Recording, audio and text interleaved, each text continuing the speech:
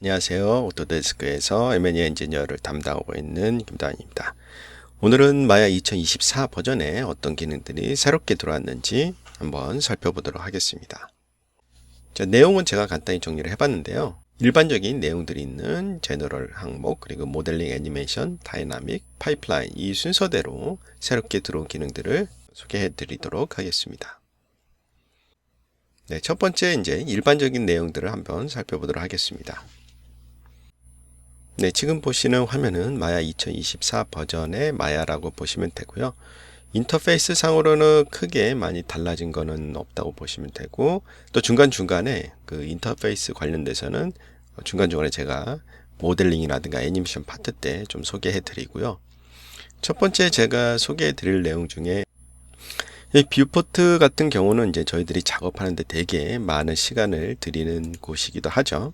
그래서 여기 쇼에 보면은 이전에는 이 쇼 버튼 누르시면 엄청나게 긴 옵션들이 나왔을 거예요. 저도 이제 마야가 익숙하기 전에는 내가 화면에서 예를 들어서 뭐 넙스를 좀 안 보이게 한다든가 아니면 뭐 다이나믹이라든가 그런 거를 안 보이게 한다든가 조명 특히 뭐 그런 것들 그걸 껐다 켰다 하는데 그게 어디 있는지 막 찾기 되게 힘들고 그랬었죠. 그래서 지금은 이제 여기 이렇게 쇼가 이제 깔끔히 정리가 됐고요. 이제 뷰포트를 한번 먼저 가보도록 하겠습니다. 자, 뷰포트에 가게 되면은 기존에와는 조금 다르게 이렇게 카테고리별로 다 그룹이 되어 있는 것을 보실 수가 있습니다. 그래서 빨리 찾을 수가 있겠죠. 그래서 첫 번째 뭐 커브라든가 면에 관련된 거, 그다음 FX에 관련된 거, 리깅 애니메이션 이런 식으로 다 카테고리로 다 구분이 되기 때문에 여러분들이 원하는 것을 빨리 찾을 수가 있겠죠. 자, 그리고 이제 껐다 켰다 할 때 또 편한 것 중에 하나가 항목별로 여러분들이 다 컨트롤 하실 수가 있습니다. 자, 예를 들어서 모델링 하는데 FX는 필요 없어 할 때 여기 다 일일이 끄는 게 아니라 이 그룹이 돼 있는 곳에 클릭하게 되면 이렇게 한 번에 껐다 켰다 하실 수가 있다라는 장점을 가지고 있습니다. 그래서 오히려 이제 이렇게 업데이트가 되니까 기존에 제가 썼던 방식 자체가 너무 불편했구나라는 걸 너무 잘 느낀 하나의 업데이트라고 볼 수가 있습니다. 그리고 뭐 여기 보시면은 뷰포트도 그렇게 돼 있고요. 플레이 블라스터 디스플레이 따로 이렇게 설정을 하실 수가 있습니다. 그래서 예를 들어서 작업할 때 뷰포트 창 그리고 플레이 블라스터 했을 때 뷰포트를 어떻게 하이드 할 것인지 오브젝트들을 어떻게 하이드를 할 것인지를 여기서 컨트롤 하실 수가 있고요. 또 좋은 것 중에 하나가 여러분들이 여기에서 이런 식으로 뷰포트 옵션들을 여러분들이 세이브해서 계속해서 쓰실 수가 있죠. 다음 뭐 모델링을 하고 싶다. 그럼 모델링 쪽 선택을 하시게 되면은 모델링에 관계없는 얘들은 다 꺼지게끔 여러분들이 할 수가 있겠죠. 자, 그리고 이제 뭐 조금 변화가 있던 부분 중에 하나가 바로 기본 쉐이더인데요. 마야에서는 기본 쉐이더가 이제 램버트 1 있었죠. 그래서 오브젝트를 생성을 하든가 할 때 그 기본 쉐이더인 램버트가 자동으로 적용이 됐는데 2024 버전부터는 기본 쉐이더가 램버트에서 스탠다드 서페이스 재질로 바뀌었습니다. 그래서 이게 어떻게 보면 좀 작은 변화고요. 자, 그리고 FBX에서 스무드 엣지 관련된 업데이트가 있는데요. 그래서 스무딩 그룹스라는 옵션이 새롭게 추가가 됐습니다. 그래서 이걸 이용하게 되면은 여러분들이 스무딩 엣지 노멀을 임포트 엑스포트 할 때 정확한 값을 여러분들이 임포트 엑스포트 할 수 있다라고 보시면 되고요. 그리고 119.55 프레임 레이트이 지원이 됩니다. 그래서 이거는 좀 약간 생소하죠. 그래서 이게 거의 대부분 쓰이는 게 모션 캡처 쪽에서 많이 쓰이는데요. 그래서 모션 캡처, 모션 빌더라든가 아니면 바이콘 같은 데에서 모션 캡처 데이터를 마야로 엑스포트 한다든가 할 때 이때 프레임 레이트이 그걸 지원하기 때문에 모션 캡처 데이터를 좀 더 정확히 여러분들이 임포트, 엑스포트 할 때 도움이 되는 기능이라고 보시면 됩니다. 그리고 이제 애플에 관련된 건데요. 국내에서는 이렇게 맥을 사용하시는 분들이 그렇게 많지는 않죠. 하지만 이제 제가 가끔 이렇게 돌아다니다 보면은 의외로 맥을 쓰시는 분들도 꽤 많이 계시더라고요. 그래서 이제 마야 2024 버전부터는 맥에 인텔 칩도 지원을 하고 그리고 맥에 있는 최신 애플 실리콘 칩도 지원할 수 있게끔 업데이트가 됐습니다. 마야 2024 인스톨 버전 같은 경우는 인텔 칩 아키텍처로 구성이 되어 있기 때문에 인스톨 하실 때는 로제타 2가 구동이 돼 있어야 되고요. 그리고 인스톨이 끝난 다음에는 로제타 2가 없어도 여러분들이 마야를 쓰실 수가 있습니다. 아무래도 이제 그 인텔 칩과 애플 실리콘 칩이 다른 기반으로 설계가 되어 있는 제품이기 때문에 마야에서도 기능적으로 약간의 차이가 있을 수가 있거든요. 가장 대표적인 게 뭐 CGFX 쉐이더라든가 싱크 컬러, 그리고 스테레오 카메라 같은 경우는 애플 실리콘이 탑재된 맥에서 마야를 구동을 했을 때 그 기능들을 사용하실 수가 없습니다. 다음은 마야 2024 모델링 쪽에 어떤 기능들이 업데이트 됐는지 한번 살펴보도록 하겠습니다. 자, 우선 모델링 쪽 살펴보시면요, 상단에 쉘프가 약간 변경이 있는데요. 쉘프에 보시면은 이전에 서페이스 항목의 커브라든가 그런 넙스에 관련된 것들이 다 있었는데 그게 이제 분리가 됐습니다. 그래서 커브 따로, 서페이스 따로 이렇게 되어 있고요. 그리고 이제 UV 에디팅 같은 경우는 되게 많이 쓰시잖아요. 그래서 UV 에디팅에 관련된 것이 따로 이제 독립적으로 나왔죠. 그래서 이전에 이제 폴리곤 모델링 안쪽 끝쪽에 이게 위치되어 있었는데 그게 이게 따로 UV 에디팅 항목으로 이렇게 바뀌었다고 보시면 됩니다. 모델링 툴 쪽에 변화를 한번 보도록 하겠습니다. 그래서 이번 업데이트에는 2023 버전에 있었던 불리언, 새롭게 변신된 툴이라고 볼 수가 있겠죠. 불리언 쪽에 관련된 업데이트를 한번 보도록 하겠습니다. 제가 그걸 보여드리기 위해서 그 리볼브 총 있죠. 그 총알들이 장전되는 그 배럴을 한번 모델링 하는데 어떤 식으로 쓰는지 한번 보도록 하겠습니다. 그래서 간단히 제가 미리 작업할 수 있게끔 만들어 놨다고 보시면 되고요. 자, 여기에서 자, 이제 불리언을 이용해서 모델링 할 때 선택을 하고 메시에 가서 불리언에서 디퍼런 이런 식으로 하는 건 뭐 그 전에 똑같죠. 자, 업데이트 내용 보면은 자, 제가 여기 이제 가운데 구멍을 하나 뚫었는데 똑같은 구멍을 다른 데 뚫고 싶어. 그러면 이제 이게 하나가 더 필요하겠죠. 그러면은 뭐 폴리곤 가서 실린더를 이용을 해서 모양을 만들고 다시 불리언을 적용해 줄 수도 있겠지만은 바로 여기에서 오른쪽 마우스 버튼 누르게 되면은 내가 지금 사용했던 예를 기준으로 해서 이 오브젝트를 duplicate를 카피를 할 것인지 duplicate as instance를 할 건지 선택이 가능합니다. 그래서 저는 카피를 해가지고 새롭게 만들어내고요. 그리고 이동하게 되면은 자, 이런 식으로 똑같은 게 만들어지는 것을 보실 수가 있죠.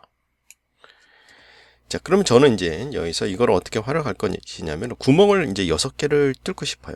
자, 그러면 제가 이거를 리모브 해서 새롭게 만들어진 얘를 가지고 한번 작업을 해보기도 하겠습니다. 자, 여기 보시면은 듀플리케이트 하나 이제 새로 폴리곤 아까랑 똑같은 게 있는 상태에서 모델링 할 때 저는 이제 이런 기계 모델링이라든가 그럴 때 이제 메쉬를 좀 많이 쓰는 편이거든요. 그래서 메쉬 네트워크를 이용을 해가지고 한번 구멍을 뚫어보도록 하겠습니다.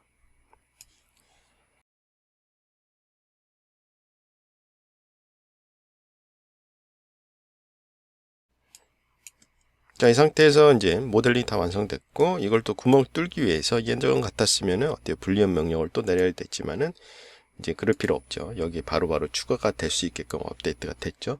그래서 여기에서 핀으로 고정시켜주고 새롭게 만든 얘를 선택을 하고 Add Selected Object를 눌러주게 되면은 바로 이게 불리언이 여기 추가가 되는데 지금 현재 추가됐을 때 보면은 이게 유니언으로 돼 있어요. 근데 제가 원하는 것은 거의 대부분 디퍼런트를 되게 많이 쓰잖아요. 근데 기본값으로는 이게 항상 유니언으로 돼 있어요. 그래서 이거는 이제 뭐 나중에 바꿔도 되지만은 여기 옵션 창에 새롭게 Operation for New Inputs에 보면은 이게 기본값이 유니언으로 돼 있거든요. 얘를 이제 기본값을 디퍼런스 A, B 이렇게 해놓게 되면은 여러분들이 클릭을 했을 때 이제 다음부터 생성되는 것들은 전부 다 이 디퍼런트로 적용되게끔 업데이트가 됐습니다. 이 내용 같은 경우는 마야 2023.3인가요? 거기에 또 같이 업데이트 됐다고 보시면 되고요. 자, 그럼 여기서 또 다른 거 한번 해볼까요? 이것도 마찬가지로 제가 구멍을 똑같이 한번 만들어 보도록 하겠습니다. 그래서 크리에이트에서 모드를 만들어주고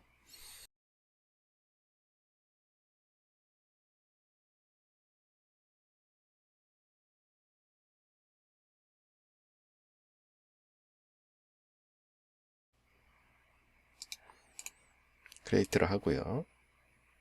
업데이트 한 30도로 돌려볼까요?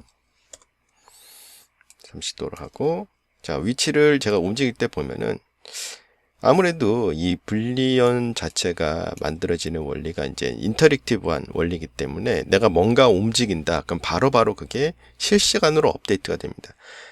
장점은 이렇게 조금씩 움직여가면서 내가 바로바로 결과물을 확인할 수 있다는 장점도 갖고 있지만은 오브젝트가 무거워지고 아니면 이렇게 분리를 많이 하게 되면 되게 느려질 수밖에 없겠죠.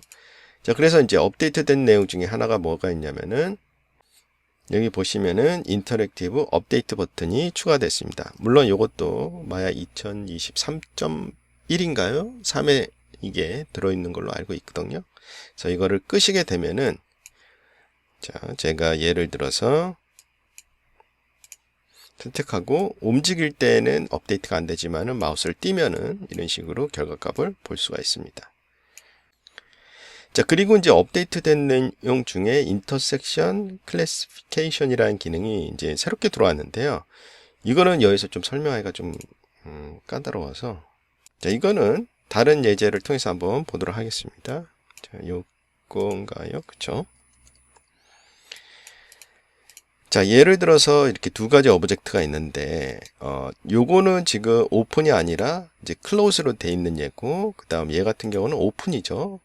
이제 오픈된 오브젝트죠. 이 두 개를 했을 때 그걸 어떻게 처리를 하느냐, 그거라고 보시면 돼요. 내가 이제 여기에서 셀렉트 하고요. 모델링 가서 메쉬에서 자, 디퍼런트를 적용을 해 보도록 하겠습니다. 자, 오토는 이제 자동으로 해주는 거겠죠. 자, 그 다음, 자, 여기서 엣지는, 여기 열려있는 메쉬 자체를 닫혀있는 볼륨으로 인식을 해주는 기능이거든요. 그래서 정확히 이렇게 보시면은 이런 결과가 나왔는데, 노멀은 이제 오픈되어 있는 것을 오픈 걸로 인식을 하는 겁니다. 그래서 이거를 차이점은 직접 이렇게 옵션을 이렇게 바꿔보시면은 그 차이점을 아실 수 있을 거예요. 이런 식으로. 그렇죠? 그리고 예를 들어서 오토인 상태에서 이렇게 열려 있을 때 내가 인터섹션에 관련돼서 하고 싶다. 자, 그럼 이렇게 결과가 나오거든요. 그렇죠? 왜냐하면 이게 오토로 되어 있기 때문에.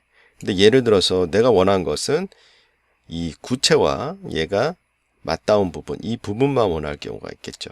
자, 그럴 경우에는 여기서 노멀 버튼을 누르게 되면은 보시는 바와 마찬가지로 서로 교차되는 그 부분만 이런 식으로 결과를 얻어낼 수가 있겠죠. 그래서 좀 더 인터섹션 클래시피케이션 이 옵션을 통해 가지고 좀 더 정교한 분리 기능을 쓸 수 있다고 볼 수가 있겠네요. 자, 그러면은 다시 여기 와가지고 제가 한 가지만 더 분리를 만들어 보도록 하겠습니다. 여기서 클릭하고요. 마찬가지로 새롭게 만든 예.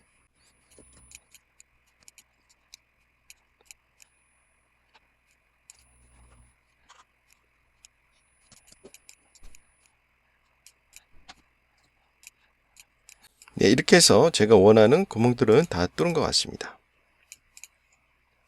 자, 그리고 간단히 두플리케이트 해서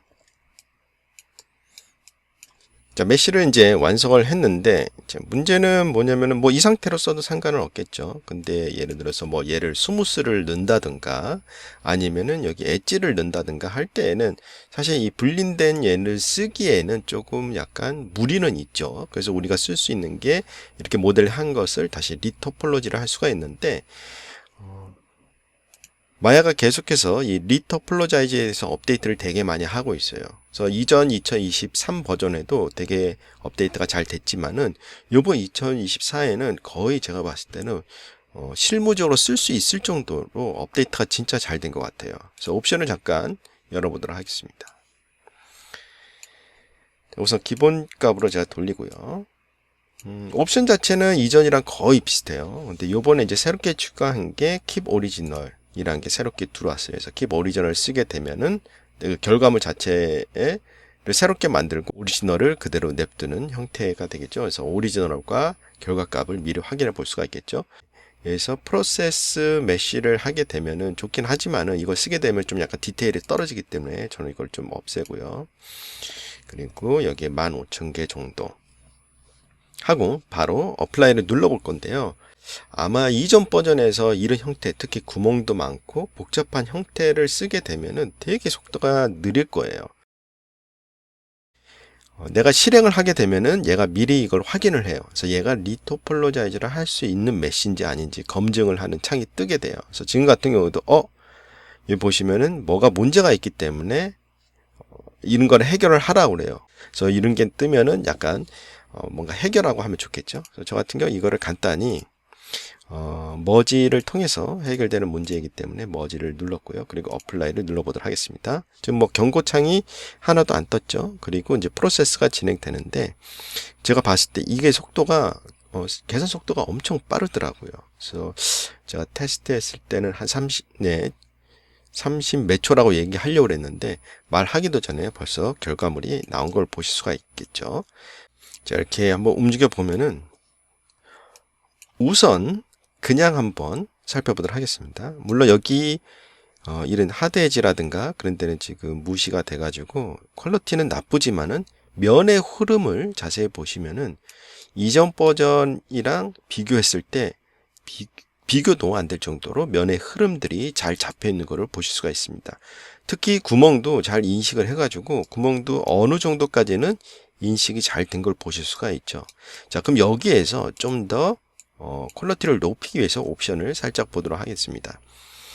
예전에 제가 이 리토폴로자이즈 동영상을 만들 때 조심해야 될 부분 중에 하나가 바로 이 하드 엣지거든요. 왜냐하면 하드 엣지를 키는 순간 그때부터 프로세스 시간이 엄청나게 길게 걸렸거든요.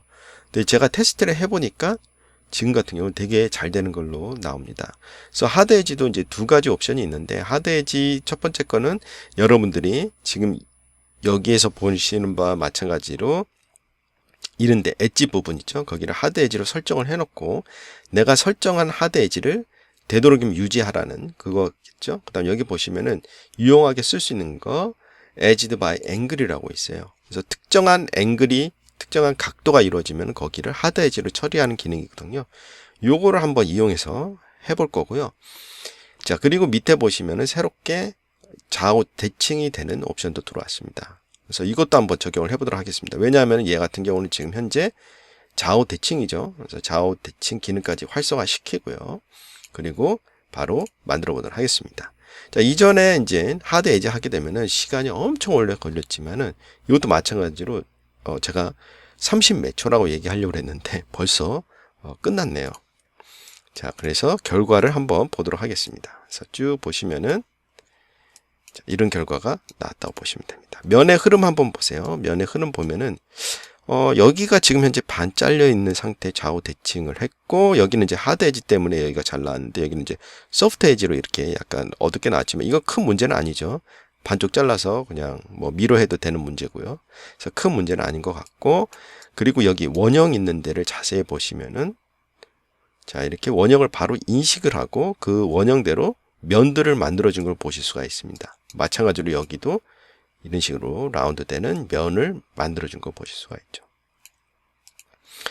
이거 말고 제가 이제 캐릭터도 한번 테스트를 해봤는데 캐릭터도 되게 잘 되고 특히 속도가 엄청 좋다라는 거 그리고 좌우 대칭도 거의 대부분 캐릭터 같은 경우도 좌우 대칭도 되게 잘 되는 거를 볼 수가 있습니다. 자, 그래서 제가 이거를 이용을 해가지고 최종적으로 만든 결과물을 한번 보여드리면은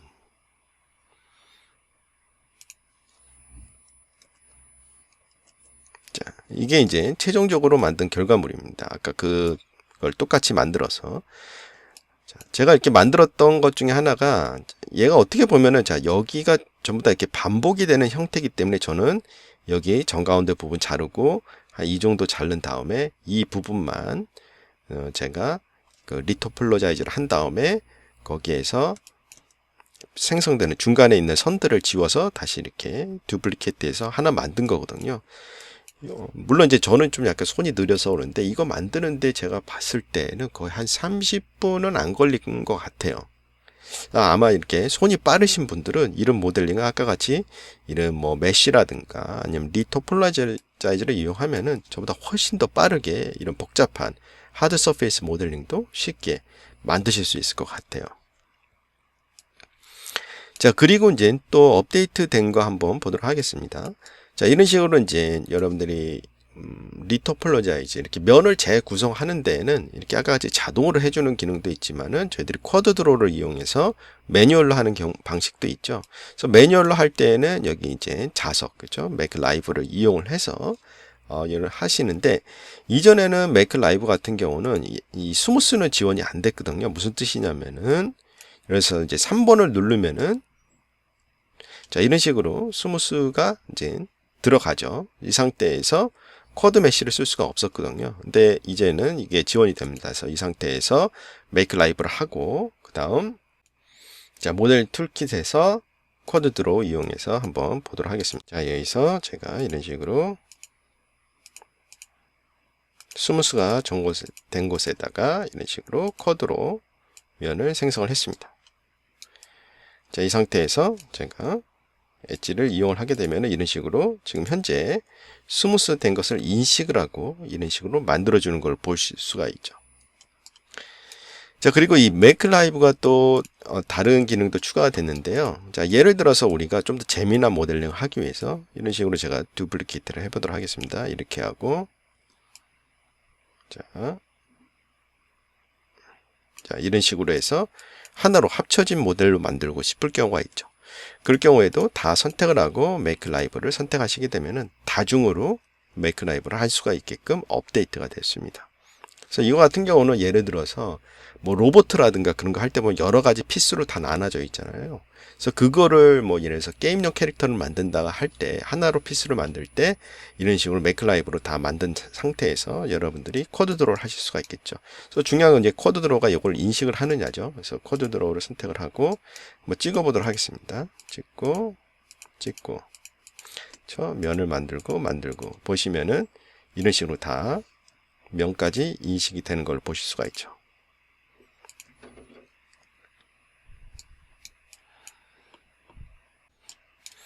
자, 그리고 또 모델링 중에서 업데이트 된 거 한번 보도록 하겠습니다. 그래서 메쉬에 가시면은 언스무스라는 기능이 새롭게 들어왔습니다. 그래서 제가 이거를 설명하기 위해서 이 스무스를 한번 적용을 해보도록 할게요. 그래서 예를 들어서 이걸 한 2단계, 마음 같아서는 더 올리고 싶은데 제 컴퓨터가 그걸 따라가지 못하기 때문에 2단계만 한번 해보도록 하겠습니다.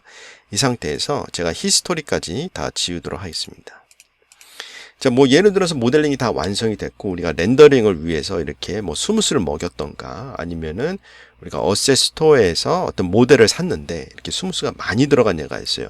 그래서 이거 같은 경우 우리가 뭔가를 수정하기 위해서는 되게 힘들겠죠. 그래서 이렇게 했을 때 흔히 쓸 수 있는 것 중에 하나가 이전에는 리듀스 란 기능을 이용해서 면수를 좀 줄일 수 있었겠죠. 그래서 이게 선택을 해서 하게 되면은 마야가 쭉 계산을 하죠. 근데 이게 지금은 오브젝트가 간단하지만 오브젝트가 되게 복잡하고 면수가 엄청 많으면은 이 프로세스는 되게 길게 느껴지기도 하겠죠. 봤을 때 면수 줄이는 게 좀 약간 불규칙적으로 줄이는 경향이 있어요. 그렇기 때문에 좀 약간 안 예쁘게 될 수도 있겠죠. 그래서 쓸 수 있는 것 중에 하나 바로 스무스 기능, 언스무스란 기능입니다. 그래서 제가 한번 언스무스를 한번 똑같은 오브젝트에다가 적용을 해보도록 하겠습니다. 그래서 언스무스 명령어를 내리면은 결과가 바로 나와줘요. 그래서 아까 전에는 리듀스는 어때요? 계산을 쭉 하다가 이렇게 나오는데 언스무스는 진짜 계산 속도가 빠르다고 보시면 돼요. 자, 그러면서 우리가 스무스 했었던 그 옵션이 나오죠. 그래서 예를 들어서 제가 0 치면은 스무스 하기 전이죠. 그리고 1 치게 되면은 스무스를 우리가 한 번 언스무스 한 거라고 보시면 되겠죠. 그래서 2 하게 되면은 자, 이거를 2 하게 되면은 이거는 어떻게 보면은 스무스 하기 전 그 모양이라고 볼 수가 있겠죠. 자, 리듀스는 뭐 특별한 조건이 없어요. 그냥 여러분들이 쓰면 되지만은 언스무스는 그 오브젝트에 스무스가 됐던 패턴이 있어야 돼요. 네, 다음은 애니메이션에 업데이트된 내용을 한번 살펴보도록 하겠습니다. 네, 첫 번째 보여드릴 내용은 모델링 쪽에 더 가깝죠. 그래서 버텍스 컬러 7라는 것이 업데이트가 됐습니다. 그래서 이게 2023 버전에서 업데이트가 됐는데요. 2024에 또 이 기능이 탑재가 돼가지고 다시 한번 소개해 드리도록 하겠습니다. 자, 우선 제가 선택한 오브젝트에다가 버텍스 페인트를 한번 해보도록 하겠습니다. 그래서 버텍스 페인트 선택을 하고, 자, 옵션 값을 가지고 와서요. 자, 이전과 다르게 RGB만 있는 게 아니라요. 여기 따로따로 RGB라는 채널을 이용을 해서 여러분들이 세팅을 하실 수가 있습니다. 그래서 기본 값으로 일단은 자, 플러드를 이용해서 다 까만색으로 칠했고요. 그 다음 여러분들이 이제 색칠을 할 때 이전에는 뭐 색깔을 변경하던가 그런 식으로 됐지만은 채널을 선택하게 되면은 바로 색깔이 칠해진다고 보시면 돼요. 그래서 R이면은 레드가 되겠죠. 선택을 하고 칠하게 되면은 자, 이런 식으로 바로바로 RGB 컬러를 선택을 해서 쓰실 수가 있습니다. 그래서 그린 값하고 이런 식으로 색칠을 하고요. 자, 예를 들어서 블루 값. 자, 이런 식으로 색칠을 하실 수가 있습니다. 이렇게 하게 되면은 좀 더 정확히 여러분들이 작업을 할 수가 있겠죠. 자, 그리고 여기 밑에 보시면은 디스플레이 항목에서도 채널을 RGB 여러분들이 확인을 쉽게 할 수 있게끔 업데이트가 됐습니다. 그래서 예를 들어서 내가 레드 값만 보고 싶다라든가 그린이랑 같이 보고 싶다라든가 이런 거를 바로바로 확인해 볼 수 있게끔 업데이트가 됐고요. 자, 그 다음에 또 업데이트 된 거 보면은 비슷하게 페인트 웨이트 값에 페인트 웨이트에도 약간 업데이트가 있는데요. 자, 선택을 하고 조인트를 한번 불러오도록 하겠습니다. 그래서 오른쪽 마우스 버튼 눌러서 페인트에서 스킨 클러스터.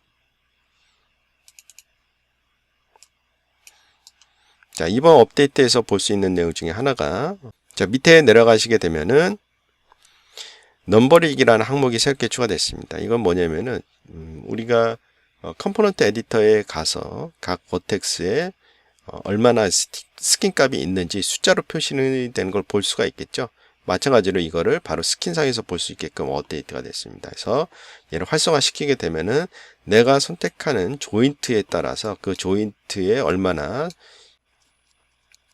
값들이 영향을 주는지를 이렇게 숫자 값으로 다 보실 수가 있습니다. 그래서 뭐 숫자 색깔이라든가 아니면 뭐 소수점 몇 개짜리까지 볼 수 있는지 여러분들이 여기서 설정을 하실 수가 있는 거죠. 자, 그리고 또 업데이트 내용 중에 하나가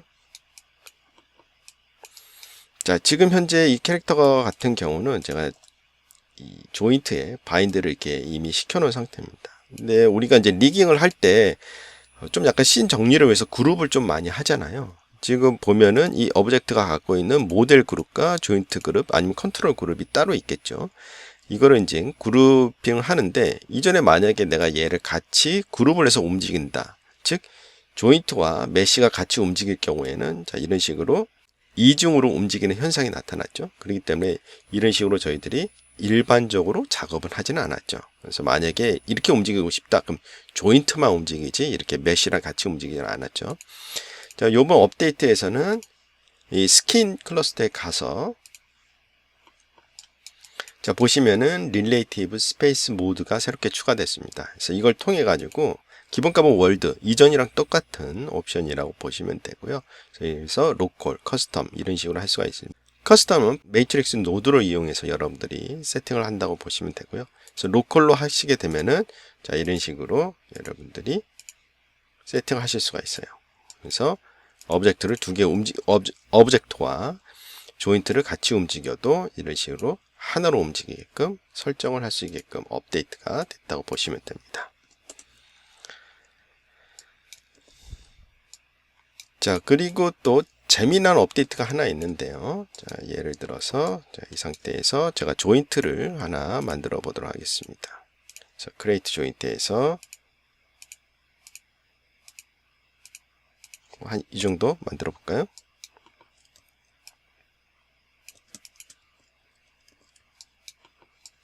자, 그리고 이 목표에다가 패런트 하도록 하겠습니다. 그리고 제가 선택한 조인트를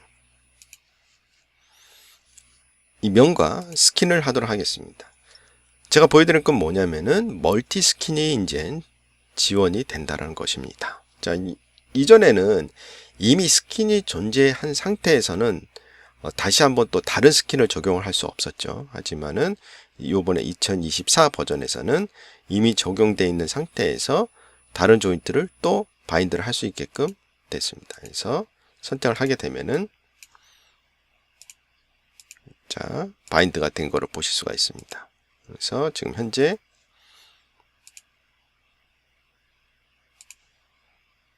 자, 이런 식으로 바인드가 됐죠. 그렇죠? 다음 또 얘는 자, 이런 식으로 제가 이미 다 세팅되어 있는 상태로 바인드가 된 걸 보실 수가 있습니다. 자, 그럼 여기서 재미난 걸 한번 예제로 만들어 볼까요? 자, 여기서 IK 스플라인 핸들을 이용을 해서 머리가 이렇게 움직이는 걸 한번 세팅을 해 보도록 하죠. 여기서 IK 스플라인 핸들 자, 여기까지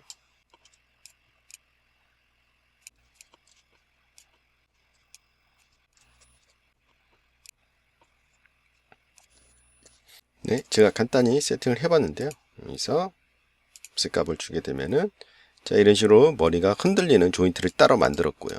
그리고 여기에서 또 다른 스킨에서는 마찬가지로 이런 식으로 독립적으로 움직이는 리깅을 세팅을 하실 수가 있죠.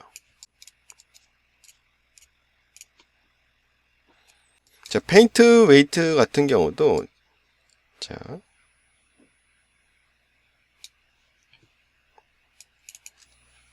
멀티 스킨을 지원하기 위해서 상단에 보시면은 이 스킨 클러스터를 선택을 할 수 있게끔 업데이트가 됐습니다. 그래서 예를 들어서 두 번째 클러스터는 제가 새로 만든 이 조인트에 대한 스킨이 되겠죠. 그 다음 스킨 클러스터 8번 같은 경우는 기존에 있던 페인트 웨이트 값이 적용된 것을 보실 수가 있습니다. 그래서 이런 식으로 여러분들이 두 가지 스킨이라든가 아니면 이거 말고 더 많은 스킨들을 이용해 가지고 다이나믹한 세팅을 할 수가 있겠죠. 이거 같은 경우 이제 또 중요한 게 게임 엔진에 엑스포트 되느냐. 그래서 테스트를 해본 결과 유니티 쪽은 안 되는 것 같더라고요. 그래서 이거를 엑스포트 했을 때 언리얼 쪽 같은 경우는 임포트 돼서 작동을 하고요. 그리고 아직까지는 제가 봤을 때는 이게 완벽한 기능이 다 들어온 것 같지는 않아요. 가장 큰 이유가 뭐냐면은 이 상태에서 제가 조인트를 움직이게 되면은 자, 이런 식으로 두 배가 움직여요. 제가 이거를 좀 어떻게 해결을 해볼까 좀 고민을 많이 해봤는데 테스트를 많이 해봤지만은 아직까지는 이게 지금 있는 기능으로는 해결이 되는 것 같지가 않더라고요. 자, 이게 왜 이런 현상이 나타나냐면은 아무래도 스킨 클러스가 두 개가 적용이 돼 있기 때문에 내가 움직였을 때 그 스킨 클러스터 때문에 두 배수로 움직이는 그런 현상이 나타나는 것 같습니다. 그래서 이것도 아까 전에 제가 현재 스킨 클러스터에 가서 노크를 했을 때에도 이거는 아직 고쳐지진 않더라고요. 그래서 요거는 아마 2024 버전이 더 업데이트 되면은 이게 수정이 되지 않을까. 그때 가서는 좀 유용하게 쓸 수 있을 것 같다는 생각이 듭니다. 네, 그리고 조인트 디스플레이에 대해서도 또 업데이트가 있었습니다. 이거 같은 경우는 저 2023 버전에서 업데이트 된 내용이고요. 2024에도 똑같이 적용됐다고 보시면 됩니다. 자, 조인트를 선택을 하고 지금 현재 이 캐릭터 같은 경우는 얼굴 애니메이션 세팅을 위해서 각각 이런 식으로 뼈로 제가 조인트를 다 등록을 해놨는데 이런 거 같은 경우는 지금 현재 조인트와 조인트 사이에 이런 디스플레이 때문에 되게 좀 지저분하게 보이긴 하죠. 이럴 때 되게 요긴하게 쓸 수 있는 것 중에 하나인데요. 자, 예를 들어서 지금 현재 제가 여기 많이 조인트들이 뻗어나오는 조인트를 선택을 하고 조인트 어트리뷰트에 가서 조인트에 있는 드로우 스타일이 있는데 이게 지금 현재 본으로 되어 있죠. 기본값 본으로 되어 있습니다. 그래서 멀티 차일드 에스 박스를 선택을 하게 되면은 자, 이런 식으로 박스 형태로 디스플레이가 돼요. 그래서 아까 전에 제가 선택한 조인트를 기준으로 걔가 갖고 있는 하위 조인트들이 분포되어 있는 영역을 이렇게 박스 형태로 디스플레이 된다고 보시면 돼요. 이것도 되게 유용하게 쓸 수 있겠죠. 좀 더 깔끔하게 보이기 때문에. 자, 그리고 마찬가지로 여기 위치가 바뀐다. 그러면 이제 이 바운딩 박스 사이즈도 그에 따라서 달라지는 것을 확인해 볼 수가 있죠. 또 여기 넌 하게 되면은 당연히 내가 선택한 조인트가 화면에 안 보인다고 보시면 돼요. 그래서 이것도 되게 깔끔하죠. 보면은 아니면은 여기서 보시면은 조인트 있어요. 본은 조인트 선택을 해볼게요. 조인트 선택하게 되면은 요 동그라미 이거를 조인트라고 하죠. 그래서 얘만 보이게 돼요. 그래서 본은 이 조인트 뿐만 아니라 조인트가 연결되어 있는 그 상태, 중간에 이 화살, 직선이라고 할까요? 이런 것까지 다 디스플레이 되는 게 본. 그래서 이런 식으로 얼굴 같은 경우에는 뼈가 많을 때에는 이렇게 조인트로 놔두게 되면은 좀 더 편하게 되겠죠. 제가 여기 보면 조인트를 되게 작게 한 게 보면은 마찬가지로 여기도 그렇거든요. 조인트들이 이렇게 많이 뻗어 나가니까 이 선들이 굵어지면은 진짜 보기 힘들 것 같아서 조인트를 이렇게 조그맣게 표현을 했는데 이제 그럴 필요 없죠. 그냥 여기서 조인트만 선택하게 되면은 얘도 보이고 턱 조인트도 보이고 입술이라든가 그런 조인트들도 다 볼 수 있게끔 깔끔하게 정리되는 것을 보실 수가 있습니다. 네, 그리고 리깅 쪽으로 또 업데이트가 있었습니다. 그래서 리깅 쪽에는 수학에 관련된 노드들이 대거 추가가 됐고요. 얘 같은 경우는 노드 에디터에서 탭키를 통해 가지고 여러분들이 보실 수가 있습니다. 그래서 새롭게 추가된 노드 같은 경우는 이렇게 리스트에서 약간 굵은 볼딕 처리로 된 텍스트로 나온다고 보시면 되고요. 그래서 이것들을 이용해서 이전에는 이런 수학적 노드가 그렇게 많지 않았기 때문에 노드를 이용해서 리깅을 했을 때 노드들을 되게 많이 사용을 했는데 이런 수학적 노드를 이용하시게 되면은 좀 더 노드들이 간소화될 수 있겠죠. 이번에는 이제 애니메이션 그 자체로 어떤 업데이트가 있는지 한번 보도록 하겠습니다. 자, 우선 애니메이션 쪽에 관련된 인터페이스를 한번 보시면은 하단에 좀 약간 변화가 있습니다. 여기 보시면은 프레임에 관련된 거죠. 프레임에 지금 총 프레임. 이전에는 이제 칸이 두 개가 있었죠. 총 프레임이 있고, 그리고 지금 내가 작업한 그 구간 프레임을 넣는 칸이 두 개가 있었는데, 이게 없어졌어요. 없어지고, 여기 바가 있죠. 바에 그게 이제 들어갔다고 보시면 돼요. 이 상태에서 더블 클릭해서 이렇게 쓸 수 있게끔. 그렇죠? 자, 그리고 이거는 이제 크게 변화가 없는 것이라고 보시면 되고요. 자, 그리고 여기 타임라인에 보면은 약간의 그래픽적으로 좀 달라졌죠. 여기 이렇게 뭐 약간 칸들도 생기고 좀 약간의 변화가 있는 것 같아요. 그래서 이 상태에서 북마크가 좀 업데이트가 됐습니다. 그래서 북마크를 제가 하나 만들어 볼게요.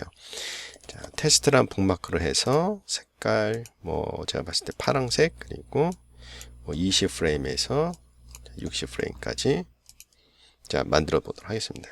여기까지는 뭐 똑같은데, 예를 들어서 내가 북마크에다가 마우스를 갖다 대면은, 자, 이런 식으로 양 끝에 이렇게 선이 이전에는 이제 점선이었는데 실선으로 좀 바뀌었어요. 그래서 좀 더 이 선들이 구분이 잘 되게끔 업데이트 된 거고 있고요. 자, 그리고 내가 선택을 했을 때, 선택이 아니라 이제 마우스를 갖다 댔을 때, 지금 이 북마크 이름이 뭐고, 그 다음 몇 프레임에서 몇 프레임인지 볼 수 있는, 항목이 이렇게 디스플레이 되게끔 업데이트가 됐다고 보시면 되고요. 또 하나는 여기에서 우리가 Shift를 누르고 이제 드래그 하게 되면은 내가 선택한 영역을 이렇게 만들어주는 기능이 있죠. 자, 예를 들어서 애니메이션 할 때 내가 한 이 부분을 뭐 키를 움직인다든가 아니면 시간을 줄인다든가 할 때 많이 쓰이죠. 이전 같은 경우는 이렇게 하이라이트가 되면은 빨간색 백그라운드로 됐었죠. 그래서 그게 이제 약간 파란색으로 가독성 높이게끔 업데이트가 됐고요. 자, 그리고 자, 이 아이콘들에 보면은 제가 마우스 맨 왼쪽에 있는 화살표에 갖다 대면은 그 맨 첫 번째 시작되는 프레임이 어느 정도 되는지 프레임 수가 나오게끔 업데이트가 됐습니다. 그리고 가운데에 있는 데 아이콘 핸들이라고 그러죠. 핸들로 가게 되면은 총 몇 프레임이 선택되어 있는지 볼 수 있게끔 업데이트가 됐고요. 그리고 이 업데이트 중에 제가 제일 마음에 드는 것 중에 하나가, 자, 예를 들어서 제가 이렇게 옮겼어요. 키를 옮겼죠. 자, 이 상태에서 내가 실수했어. 그럼 언두 키를 누르게 되면은 이전에는 선택한 항목들이 그냥 다 해지가 돼 버려요. 근데 지금은 선택 항목이 그대로 유지되면서 언두가 되게끔 업데이트가 됐다고 보시면 돼요. 자, 그리고 여기에서 Shift를 누른 상태에서 이 끝을 이동하게 되면은 키를 이동하지 않고 선택한 영역을 제가 다시 선택할 수 있게끔 할 수가 있겠죠. 자, 근데 이전에는 이 가운데는 안 됐어요. 근데 지금은 Shift를 이용해서 움직이게 되면은, 자, 이런 식으로 가운데를 이용해서 전체적으로 선택 영역을 움직일 수 있게끔 업데이트가 됐습니다. 이 부분은 여러분들이 쉽게 애니메이션 할 때 이용을 할 수 있을 거라고 봅니다. 자, 그리고 이제 그래프 에디터에도 약간의 업데이트가 있는데요. 자, 여기 보시면은, 자, 이런 식으로 세 가지 그 커브를 에디트할 수 있는 브러쉬가 들어왔습니다. 자, 예를 들어서 이 캐릭터 지금 보면은, 자, 캐릭터가 점프를 해서 이렇게 올라가는데, 제가 봤을 때 여기가 점프를 더 높게 하고 싶어요. 근데 지금 같은 경우는 이게 아무래도 뭐 모션 캡처 데이터를 갖고 오다 보니까 여기 있는 키들이 되게 많이 있죠. 물론 이제 뭐 애니메이션 레이어를 이용해서 수정할 수도 있겠지만은 바로 여기 있는 브러쉬 툴을 이용을 하게 되면은 키가 많이 있더라도 여러분들이 애니메이션들을 쉽게 수정을 할 수가 있는데요. 자, 예를 들어서 제가 몸통하고 다리에 있는 컨트롤러들의 Y좌표만 선택을 해서 이제 구간만 선택을 하게 되면은 내가 선택한 영역만 브러쉬를 이용할 수가 있거든요. 그래서 브러쉬를 이용해서 첫 번째 뭐 그랩 툴하고 뭐 스무스 툴, 그 다음 스머지 툴 이렇게 세 가지가 들어왔습니다. 그래서 약간 뭐 셋 다 약간 비슷하니까 이런 식으로 하고, 또 브러쉬는 사용하는 방법은 아마 마야 사용자들이 일반적으로 쓰는 방법이죠. B자를 누르고 좌우로 움직이면은 브러쉬가 커지게끔 할 수가 있겠죠. 그래서 이 상태에서 자, 이런 식으로 자, 올려낼 수가 있겠죠. 그래서 다리를 좀 더 한다든가, 그렇죠? 이런 식으로 한꺼번에 만들어낼 수가 있고요.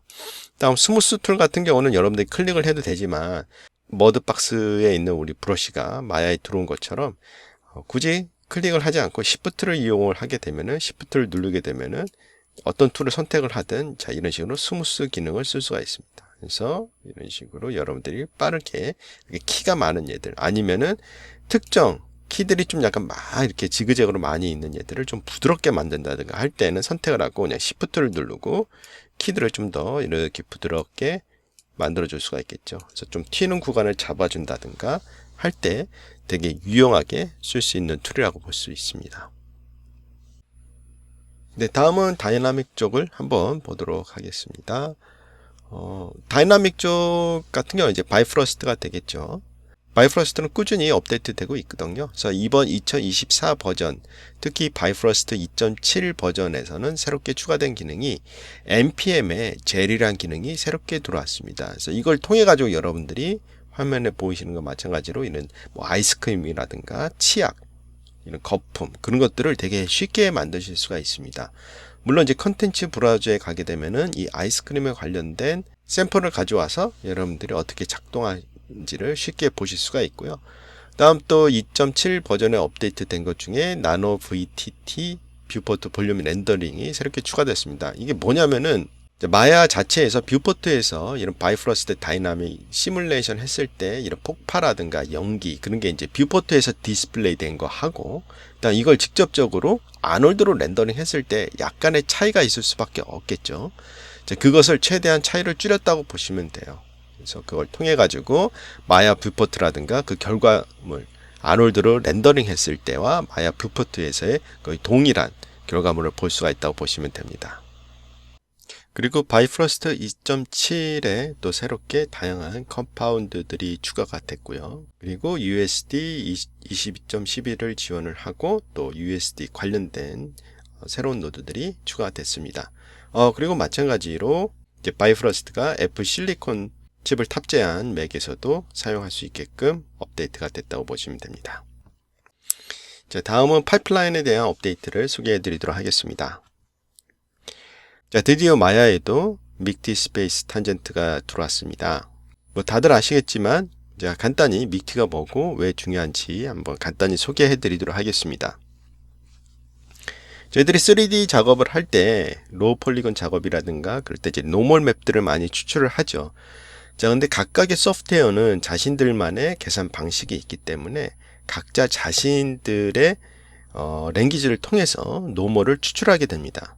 자, 이렇게 추출한 노멀들은 각각의 제품들, 즉 맥스나 마야 또는 뭐 언리얼이나 유니티 이런 데서 디스플레이 하기 위해서는 이 인코드된 노멀 값을 디코딩을 통해서 화면에 디스플레이 하게 되는데, 마찬가지로 디스플레이 할 때도 즉 이 디코딩 과정을 자신들이 쓰는 랭귀지를 통해서 디코딩을 하고 디스플레이 하게 됩니다.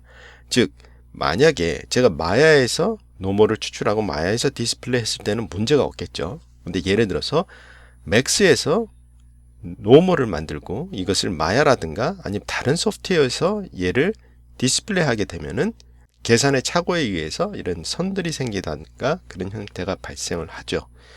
그리고 흔히 이런 DCC 툴에서 쓰는 노멀 추출 방식은 이 소스라든가 타겟에 의해서 만들어지는 예들이기 때문에 만약에 뭐 버텍스의 순서가 바뀐다든가 면이 순서가 바뀐다든가 할 때에는 그 노멀 맵을 쓸 수가 없죠. 그렇기 때문에 이러한 것들을 해결하기 위해서 믹티 노멀 방식이 탑재가 됐다고 보시면 됩니다. 그래서 믹티는 이제 다양한 소프트웨어에서 지원을 하기 때문에 엑스포트 할 때 이 표준화가 된 믹티를 이용해서 엑스포트를 하게 되면은 그걸 지원하는 소프트웨어에서 열게 되면 동일한 결과값을 얻어낼 수가 있겠죠. 그래서 지금 현재 오토데스크에서는 이런 표준화 작업을 되게 많이 하거든요. 가장 대표적인 게 이제 USD가 되는 거고요. 그리고 마찬가지로 이 노멀 추출 방식, 노멀 디스플레이 방식도 산업 표준화를 마치기 위해서 이 믹티 스페이스 탄젠트를 추가했다고 보시면 됩니다. 사용 방법은 되게 간단해요. 그냥 프레퍼런스 가셔서 보시면은 세팅스에서 모델링 폴리건 이렇게 찾아 들어가시면 돼요. 거기에 보시면은 use 믹티 스페이스 탄젠트라는 옵션이 있거든요. 그 옵션값만 활성화해 주시면은 앞으로 마야에서 노멀을 추출을 한다든가 아니면은 아놀드에서 렌더링을 한다든가 할 때에는 이 믹티 방식을 쓴다고 보시면 돼요. 그래서 사용하는 방법은 간단하죠. 활성화만 해주시면 돼요. 마야를 좀 더 표준화하기 위해서 들어간 새로운 기능은 룩뎁X를 통해서 쉐이더를 공유를 하는 겁니다. 지금 현재 마야 팀에서는 이 USD를 되게 많이 개발을 하고 있는데요. USD는 어떻게 보면 씬 전체를 이렇게 함께 공유할 수 있는 그런 시스템을 만드는 거죠. 그래서 뭐 맥스나 마야나 아니면 후딘이나 이런 제품에서 USD를 통해서 같이 통합적인 작업을 하기 위해서 USD를 계속 개발을 하고 있는데 그거랑 이제 발맞춰 가지고 또 통합에 있어서 가장 중요한 게 또 쉐이더가 될 수가 있겠죠. 지금 보면은 쉐이더 같은 경우는 어떻게 이제 표준화가 안 돼 있기 때문에 뭐 예를 들어서 뭐 Vlay에서 쓰는 쉐이더를 만약에 Vlay가 없는 아놀드가 있는 마야에서 연다든가 할 때에는 그 쉐이더를 같이 쓸 수가 없죠. 아니면 컨버트를 통해 가지고 쓴다든가. 근데 문제는 또 컨버트를 하더라도 뭐 똑같은 결과가 나오기가 힘들고요. 자, 이런 식으로 쉐이더가 지금 표준화가 안 돼 있는 상태이기 때문에 그 표준화를 위해서 마야에서는 그 머티리얼 X를 도입을 조금씩 해오고 있었습니다. 그래서 이전 버전에서는 단순히 이미 만들어진 머티리얼 X를 임포트하는 것까지는 됐죠. 하지만 2024 버전에서는 직접적으로 여러분들이 노드를 통해 가지고 머티리얼 X를 만들 수 있게끔 룩뎁X라는 기능을 추가했습니다. 그래서 여러분들이 하이퍼 쉐이드에서 만드는 것처럼 이렇게 쉐이더를 만들어 나가는 건데 인터페이스 자체는 바이프러스트 인터페이스를 씁니다.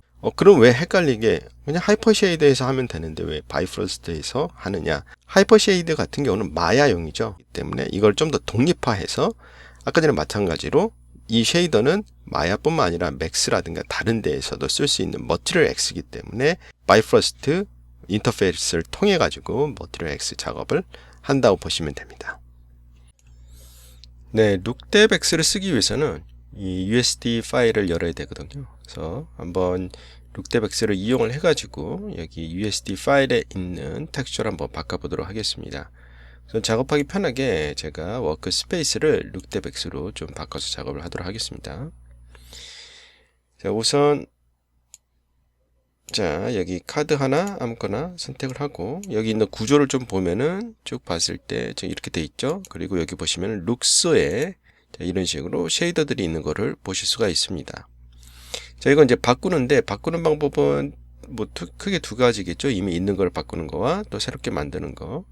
지금 하는 것은 우리가 이제 새롭게 이제 쉐이딩 하는 디파트먼트에서 우리가 이걸 작업을 한다. 그래서 이제 그 레이어를 따로 만들어서 작업하기 위해서 USD에서 서브 레이어를 하나 만들어주고 이거를 이제 쉐이딩 쪽에 한번 적용을 하도록 하겠습니다. 자, 그리고 여기 녹화 버튼 눌러주시고요.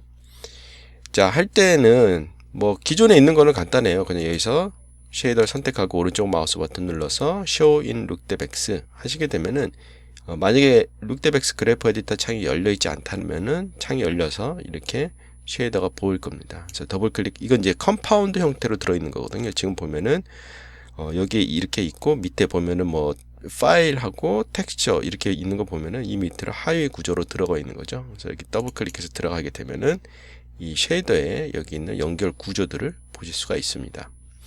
물론 여기 있는 것들은 애트리뷰트 에디터에서 어느 정도 속성값으로 바꿀 수 있겠지만은 복잡한 쉐이딩 같은 경우는 이 룩데백스에서 여러분들이 처리를 해주시면 좋을 것 같고요. 자, 그럼 이렇게 하는 것은 이미 있는 것을 만드는 거고요. 있는 것을 수정한 거죠.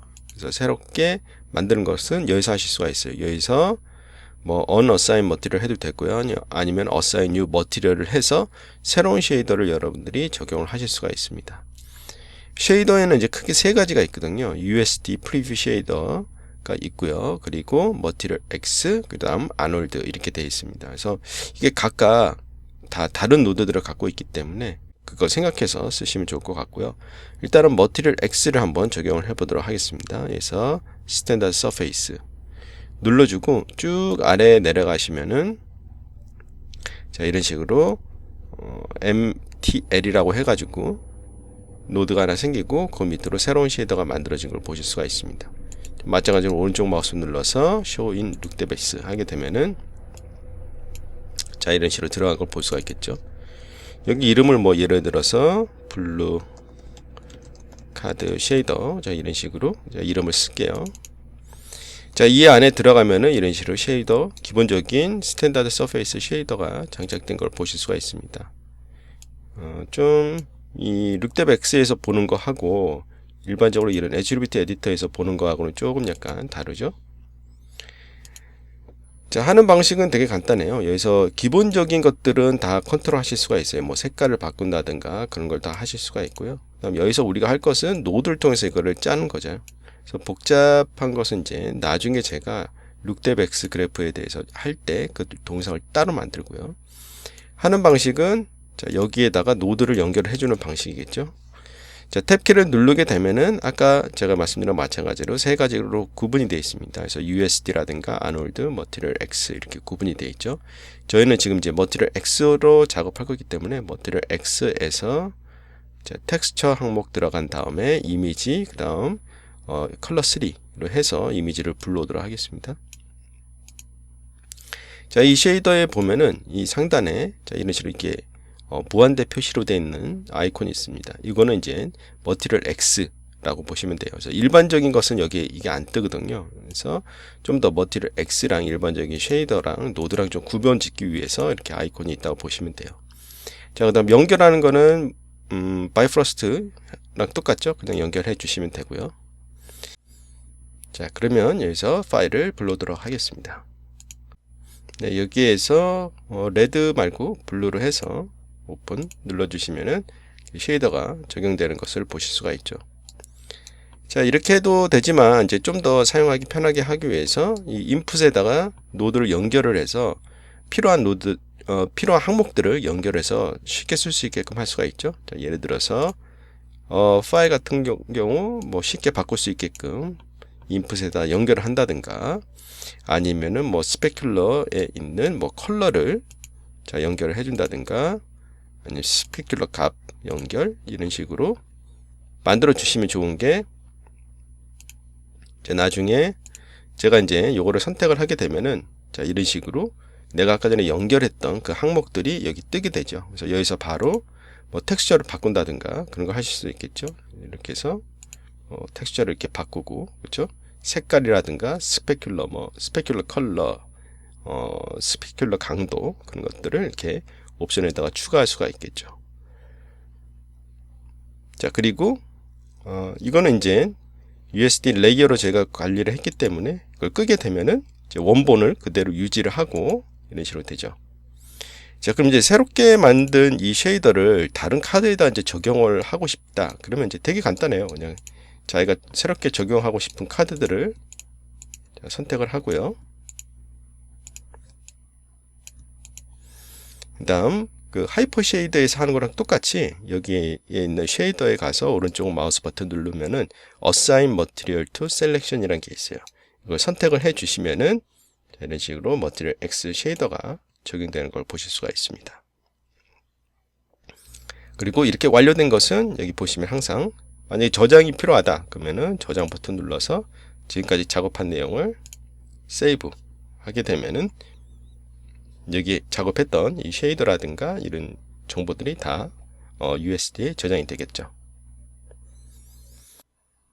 예, 다음은 계속 꾸준히 USD에서 업데이트 되고 있거든요. 그래서 요번에는 마야 2024 버전에 들어온 USD 버전은 0.22 버전이 들어왔고요. 여기서는 이제 좀 더 버그를 수정을 하고 안정화 작업이 일어났다고 보시면 됩니다.